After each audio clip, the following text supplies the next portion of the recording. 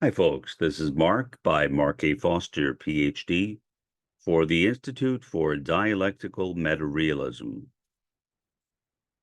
Pioneering. When I entered the Baha'i faith in 1970, pioneering was conceived considerably different than it is now. There is still international pioneering, and much of that pioneering is to Arab countries, which is something that none of us could conceive of back at that time. But that's the world that we live in now. Much different, I would argue, a much better world in that respect, since the Universal House of Justice believes that those portions of the world are open to the message of Baha'u'llah. Pioneering in that part of the world and in other parts of the world are not the same as the way we thought of pioneering back in the 1970s, when the idea was that you were making a commitment, if not for life, for a long period of time, for years, maybe decades. I know because I had a failed pioneering trip, and it was my fault. It was my fault. Maybe my autism's fault as well, but that's still a part of me. I had just finished, or was just finishing, a year-long teaching project where about 5 of us were deputized by the American National Spiritual Assembly to conduct a teaching project in Westchester County, New York. Our objective was to raise an assembly in Ossining, which is the home of the old Sing Sing prison. There is no more Sing Sing prison, but the prison itself is still there. When we were doing that, we did not live in Ossining. We basically lived in either White Plains or Hartsdale, which is further to the south in the county. And so we would drive up to Ossining, and we successfully raised that assembly. I was so captivated by those events that foolishly, really, in retrospect, I decided to become a foreign pioneer. I called the pioneering office. They recommended a place to me, which did not work out for a variety of reasons. One, I wanted to finish my Ph.D. on my pioneering post. When I got to what was then called Zaire, what is now called the Congo, I found out that there was no Ph.D. program in sociology at the University of Zaire. I met with the president of the University of Zaire, whose office was about the size of a large walk-in closet. And he said to me, well, we are thinking about the possibility of having a PhD in sociology program in the future. And so we put it in the catalog. At that point, I realized that I could not stay. And other thoughts began occurring to me as well that I should have considered before, but I did not. Namely, that I had a huge student debt to pay back. And there was no way, on the kinds of money that people were being paid in Zaire, that I could ever pay back my loans while I was in Zaire. In short, it was a decision I should not have made, but I learned from it. When I came back to the United States, I was not exactly welcomed, which I can understand. One person came to me and said, "You had no right to come back." She never asked me what happened. If she would have, I would have explained it to her. But she was upset that I came back because I had talked for a long time about wanting to go foreign pioneering. Since that time, I have never even considered it. Never, never considered it. But now, decades later, in the winter of my life, as a retired college professor, as a former university administrator, now I can once again be a pioneer.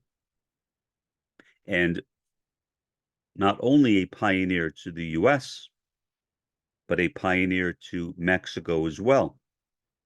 I describe myself, when people ask, on rare occasions, as a pioneer to the Rio Grande Valley of Texas and Mexico, because the Rio Grande Valley is on both sides of the Rio Grande River.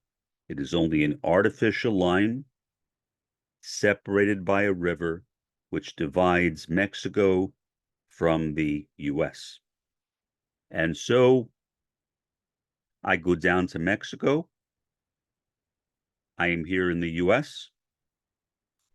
And my objective is to spread the divine fragrances, which to me does not necessarily involve direct teaching. It can. As I said before, I have never been that good at direct teaching, except in mass teaching projects. And to the best of my knowledge, there are no mass teaching projects taking place in the US right now. Maybe in some other parts of the world, but not here. But when it comes to actually walking up to a stranger and introducing the Baha'i faith, I am simply not that good at it. I wish I were better. I know people who are. One person in particular that I mentioned in a previous podcast today. He is exceptional. I am not. I am not at all. I don't blame myself. I blame my autism, which sometimes still makes it difficult for me to talk to strangers. I mean, I do it. I was a professor, and as a professor, you talk to strangers all the time, but that is in a very structured environment. Walking up to somebody on the street, or knocking at somebody's door, or speaking with someone in a park or a restaurant, it's not something that is commonly done. I have a good Baha'i friend, lives right near me. I just saw him on Zoom earlier today, and I spoke with him on the phone yesterday. What he does is he goes into coffee shops, two in particular. One of those coffee shops is right across the street from me, a place called Jitters. If you have never heard of it, you are not alone. It is only right here. As far as I know, there are only two Jitters in the United States, and both of them are in Mission, Texas, in the Rio Grande Valley, literally 2 miles north of Mexico. So, what do I regard myself? I regard myself as a transnational pioneer. Not an international pioneer, because that has a somewhat different connotation. That would imply that I have left the United States and moved somewhere else. I have not. I am still living in Hidalgo County, Texas, where I moved 2 years ago after I retired from my professorship. And in this area, which, as I've said before, is sadly very corrupt, and the people who are the victims of that corruption are generally poor Mexican Americans. You cross over the border, the river, and go into Mexico, and it's even worse. You leave the first world and enter into the third world. It is noticeable, very noticeable. Right near me is a town called Reynosa. I have never been there, but I have seen it from a distance. I have gone to the edge of the river on the Texas side and looked across at Reynosa, wishing that I could go there. And I still think that maybe if I find a brave soul who is willing to accompany me, I will go there myself, because I would really like to go to Reynosa. I don't speak Spanish. I should have learned it. Instead, when I was in school, I studied French, which made sense to me at the time, given that as a New Yorker, I used to regularly go up to Quebec. So French seemed like a logical language to study. Spanish did not seem very logical. Now it does, and I am doing my best to learn it. Problem: whenever I go into a store, people address me in English if they know it. Some do, some don't. But sadly, because I don't have enough experience with Spanish, when I am confronted with somebody who only speaks it,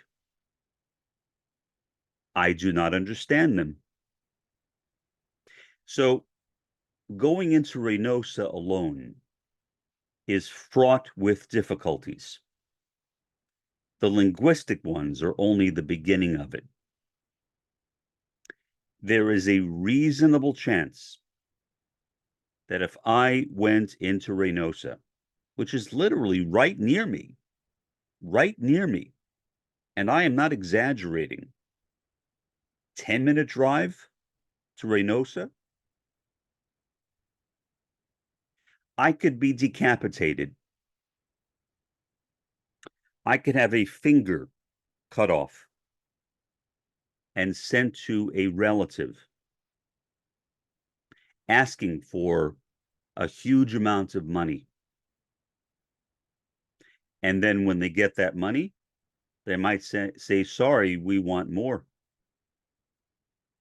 And then more. And then more. And by that time, I may have already been dead for a long time. There is no guarantee that paying those bribes will do any good. So why is that? As I said earlier today, it is because of the drug cartels, which basically run Mexico and Central America and are now making a foothold in South America as well. It is tragic. Massive corruption. The entire government owned by drug cartels. They are like the Crips and the Bloods, I guess, in a sense, metaphorically. Or they are like motorcycle gangs in the US, metaphorically. but much, much worse, because this is a third world country, a world fraught with danger at every turn. Do I want to expose myself to that? Yes and no. Yes and no. I do not want to be decapitated. Who would? I do not want to have a finger cut off. Who would? But I am not afraid of dying itself. Death has never in my entire life frightened me. But torture does. And many Americans who go to Mexico, including Reynosa and other places in that general area, do indeed get tortured by the cartels. But I consider myself a transnational pioneer to both sides of the Rio Grande Valley, on the Mexican side and on the American side. And so when I travel into Mexico, so far, Nuevo Progreso, because that is a safe place, a relatively safe place. It is a tourist town, most known for medical tourism, but other kinds of tourism as well. I don't need the medical tourism.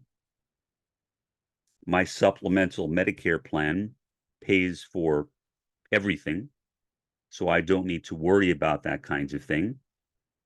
I literally have no co-payments. I pay nothing for medications.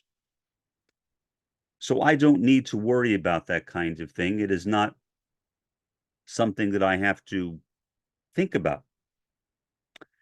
And yet, as soon as you cross over the river and enter Nuevo Progreso from a place called Progreso in Texas, you are immediately surrounded by hawkers, I guess, like carnival barkers, trying to get you to go into their pharmacies. People will often yell out, "Pharmacia, pharmacia," or trying to get you to see physicians. And who knows how good or bad any of them are. That would be a risk. And it is not one that I am willing to take. But there are a lot of poor Americans, not poor by Mexican standards, but still poor, relatively poor based on American standards. And they go down there on a regular basis, and you can have a Mexican physician serving as the physician for people from Hidalgo County, Texas. There is a lot of that. How does that happen? The cartels have all the power. All the power. The only way that Nuevo Progreso can function, sadly, is because the government pays the cartels off not to go into Nuevo Progreso. Now, do they anyway? Sometimes, but not that much, which makes it a relatively safe place to go. As a sociologist, I am by disposition a risk taker. When you go into Nuevo Progreso, they tell you, stay in the business section. Don't walk behind the business section. To me, that is an invitation to walk behind the business section, which is what I do. There's nobody there. There are broken down houses, literally houses without walls, and loads of friendly barking dogs, mostly puppies, that run up to me and I pet them. I have never seen a human being behind the commercial area in Nuevo Progreso. I'm not inviting you to do that. I guess it is risky. Maybe. Maybe somebody is hiding in one of those buildings, waiting for some fool like me to come in there and capture me. But I'll do it anyway because I am a sociologist and I am a Bahá'í. And I love the Mexican people. I guess I love the Mexican dogs as well. But I want to serve those people as best I can. I have friends who live in Nuevo Progreso or in some of the areas just outside of it. One person in particular runs a leather goods store. He is a wonderful man. He tells me about his daughter, bringing his daughter to musical recitals. He is not poor. He is one of the lucky ones. He apparently lives in a nice home just outside of Nuevo Progreso. But it is a place that were I to go to myself, I would literally be risking my life. If you are from there, you know the roads to take, you know the roads to avoid. I don't. So I just stay in Nuevo Progreso, whether in the business area or in that wonderful area with the broken down homes and barking dogs, which I love even more. So, as someone who is in love with Nuevo Progreso, and as someone who was in love with Hidalgo County, despite its massive corruption, and the corruption here is massive if you've been watching my recent podcast episodes, I still love this area. I care for it. I confront the corruption on a regular basis. I have gotten 4 people fired, and for good reason. A male nurse tried to rape me. He no longer has a nursing license. That's one example. These kinds of things that may seem odd. A nurse molesting a male patient. They happen all the time here. They are not out of the ordinary. That's where I am. And so, justifiably, many people refer to the situation here where I am just barely on the US side of the Rio Grande Valley, just barely by 2 miles, as the spillover effect. The corruption which exists in Mexico, which is created primarily by the cartels, has spilled over onto the US side. Even cartel members live here in Hidalgo County. Now, do they generally bother Americans? No, not in the US. They have a job. Their job is to pick up the drugs when they come through the tunnels from Mexico and distribute those drugs throughout the United States and Canada. That is their job.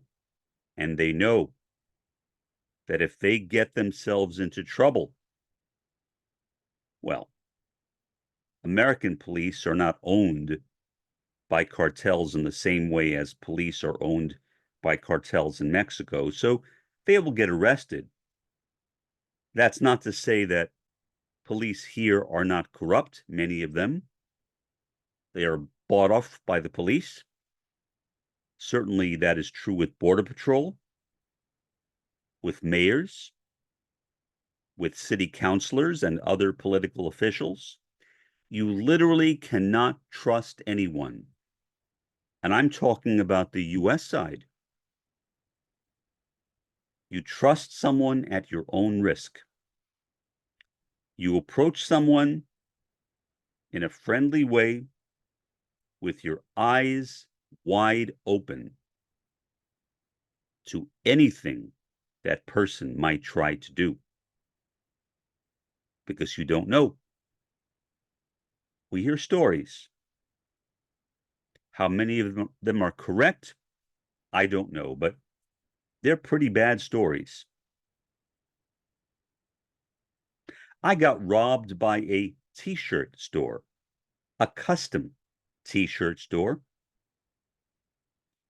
I paid them to make 12 custom t-shirts, all saying the same thing. They never made them. Never. So what did I do? I reported the company to Bank of America, my bank. I don't know what Bank of America did, but when I drive by that street, that t-shirt company is gone. Whether they're bankrupt or something else, I have no idea. I don't think that this guy expected me to do that. Why? Because most people don't. Most people say, oh, okay, well, just another day. They should know that when somebody is coming into their store that is not a local, and I made it clear to him that I was born and raised in New York City, and I moved down here from the Kansas City area, he should have known based on that not to treat me the way he did. But he didn't. He didn't. That guy who tried to rape me didn't. If he tried to rape me, I would assume he's done that many times before and never before gotten into trouble. He no longer has a nurse's license. And so I feel as though I'm doing some good, some good, um, as a Baha'i, as a Baha'i pioneer. I'm trying to do some good, spreading the divine fragrances. Sometimes spreading the divine fragrances does not mean necessarily being nice. What did the beloved master Abdul Baha say? Not to be too kind to a liar. To me, that establishes a principle. When somebody is evil, when somebody is not conforming to spiritual values, that you should make it clear that you know that, and you should report them to the appropriate authorities and be direct with them, as I am, harsh with them to a degree, although I never raise my voice, but I let them know where I am. Could I be exposing myself to risk? Maybe. Do I care? Once again, no. When I was growing up in New York City, back when 8th, 9th, 10th, and 11th Avenues in Manhattan were really dangerous places, they're not anymore. They've been gentrified and replaced with high-rise apartments for wealthy people. But not when I was a kid.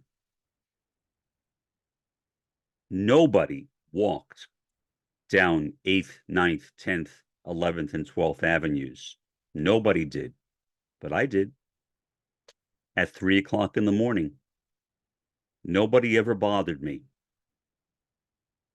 Whether that was because I looked confident, which I was, because I didn't care, or whether it was sheer luck, I don't know. But again, I don't care. And so I think that lack of concern, that oblivion maybe that I am in,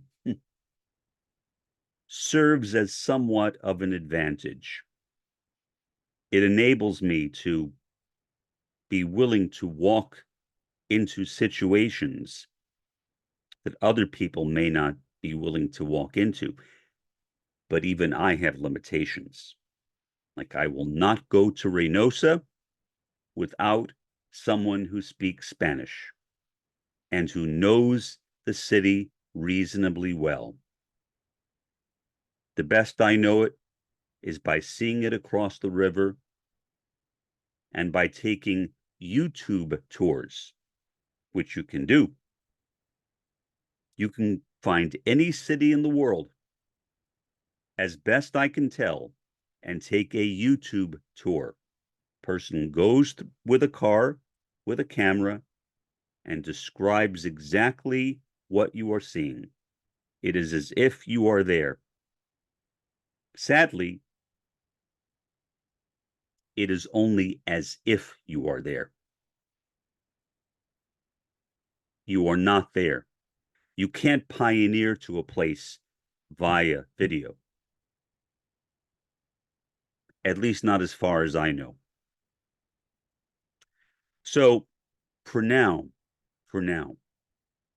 I can go to Nuevo Progreso.